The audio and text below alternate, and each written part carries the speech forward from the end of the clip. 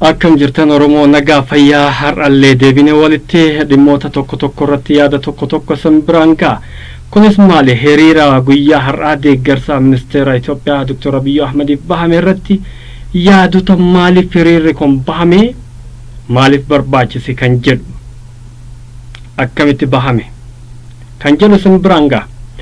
Deeggarsi guyyaa har'aa kan bahameef sirni nafxanyaa isaa wajjin dalaguuf Oromoota ajjeesaa hidhaa dararaa biyya itti baasaa turan santu deebi'ee isaan 4 kiiloo keessa isaan baasuuf itti wixxifate.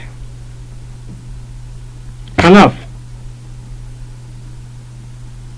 harkuma kalee isaan wal fuudhan santu deebi'ee qoreedhaan harka isaan fuudhuuf yaale. Isa saniif jecha sirna nafxanyaa isaa waliin dalagan wajjin hojjetan kan Oromoo ofirraa achi qabanii isaan ofitti qabaa turan santu deebi'ee diinummaa isaa ka isaanuu dhoysaniif san itti hime. Kanaaf sodaa sirna nafxanyaa saniif Oromoon nu deeggara jira kan jedhu itti agarsiisuuf bahame. Kan hogganoota TPLF kan gara mana hidhaatti kan biyyee walitti dabalutti qooda loltoonni Oromoodhaaf fudhatan san warri sirna Minilik olaantummaan Itoophiyaa teenya warri jedhu sun ilmaan nafxanyoota nutu juuntaa biyyeetti dabale kanaaf olaantummaan biyya tanaa nuun malti jedhee ifaan ifatti waan gaafateef saniif Oromoo kalee qeerroon girrisaa jedhamaa ture san har'a qeerroo koo jechuuniin dhufe. Girrisaa mitii sin qeerroo keenya qarree keenya jechuun dhufe. Saniif hiriirri yaamame dirqiin akka hiriirri bahamu goosifame. Osoon jaalatiin namni tokko dirqamaan bahuu qaba rakkoo san booda dhuftuuf itti gaafatamummaan mataa keeti waan jedhameef hiriirri bahame jechuudha. Haa bahamu hiriirri ta'us wanni jennu ammas alagaa ati bobaa jalatti qabatte sanirraa Oromoo hammaataa jettee ati beeytu santu borsiif fira har'as dhiiga keeti. Akkuma har'a gaafa rakkoo Oromootti iyyatte gaafa bal'os si wajjin jiraachuu fi qomoo kee ta'uu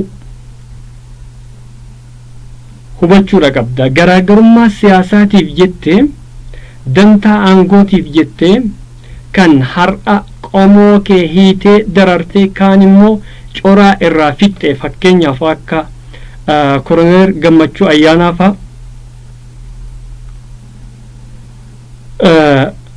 coraa irraa fixxe san jechuudha. Sirna nafxanyaa ati bobaa jalaa qabdu irra isuma sii wayya. Hiriirri kan baameef sirnoota nafxanyaa ariifachiisuuf waan ta'eef akkasitti hubachuudha qabdanii jechuudha.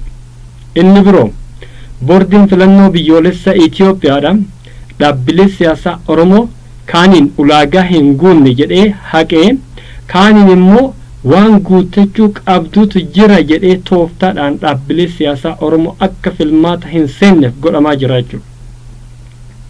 Fakkeenyaaf adda bilisummaa Oromoo gamtoome waan boordiin filannoo barbaade ol galmeessee itti dhiyeeffatee ture. Haa ta'u immoo ulaagaa hin guunne jedhamee akka inni boordii keessaa bahu goosifame jechuudha. Dhaabni warra Tigraay kan magaalaa Finfinnee keessaa guyyaa tokko gadi baheetu fincaa'uu hin dandeenyeetu har'a ulaagaa boordii filannoo guutee filannoodhaaf dhiyaachaa jira. Akkasumas kanneen warra nafxanyootaa jechuudha dhaabbileen siyaasaa isaanii baala hadaraa dabalatee filannoodhaaf dhiyaachaa jiru.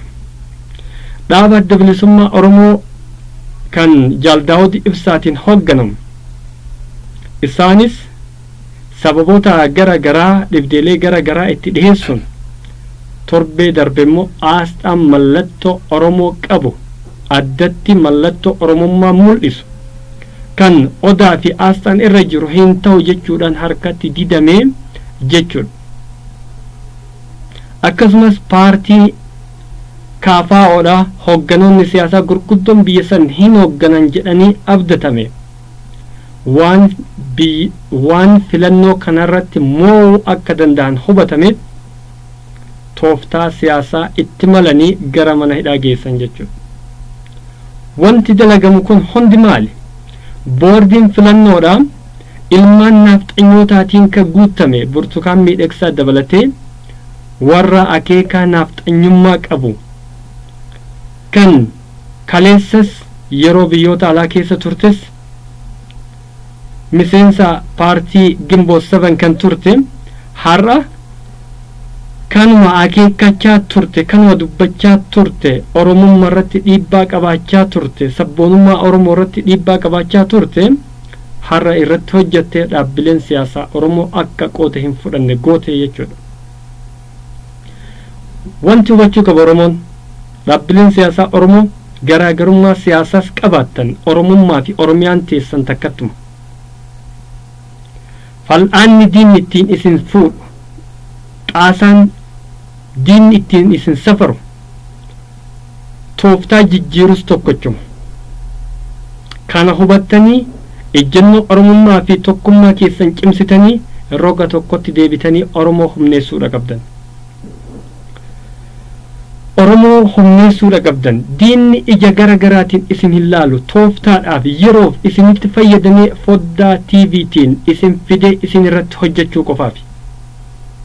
Hubachuu qaba Oromoon kan akka gaariitti. Inni biroo ilmaan nafxanyootaa yeroo ammaa kana ኢትዮጵያ የኛ ናት በእኛ አማና ነው እስካሁን የቆየች አሁንም በእኛ ነው የምትቆየው ጀቻጅሩ አማናን የሰራ አከሳኒት ከነመን በይኑ ኦሮሞን ኦሮሚያ ረጅራቻ ጅራ ilmaan quncee yookaan immoo nafxanyoonni dhufanii Oromiyaa keessa isaantu faffaca'e malee Oromoon Gondariif Goojjam keessa jiruun xiqqaadha. Sunuu waan baraa jira jechuudha.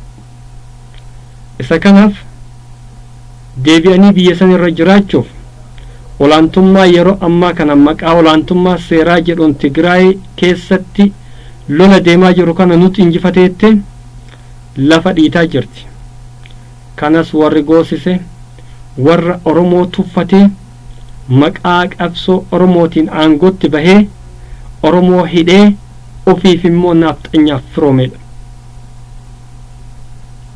Kanaaf wanti isin gootan borus isinirraa hin hafu Oromoon qomoo keessan ka hiitan hiikaa dhaabbilee siyaasaa Oromoof bakka qabaadhaa. Yoo kun hin taane biyyi isin gara fuulduratti ceesisuuf deemtan tokkos hin jiru. Filannoon as deemus yoo dhaabbileen siyaasaa Oromoo kan uummanni Oromoo barbaadu isinis filatamtan filannoo keessa hin seenne biyyiti sun garra itti deemtu walumaan arguuf teenna. Kanuma jedha har'aaf nagaan naa jiraadha Oromoo.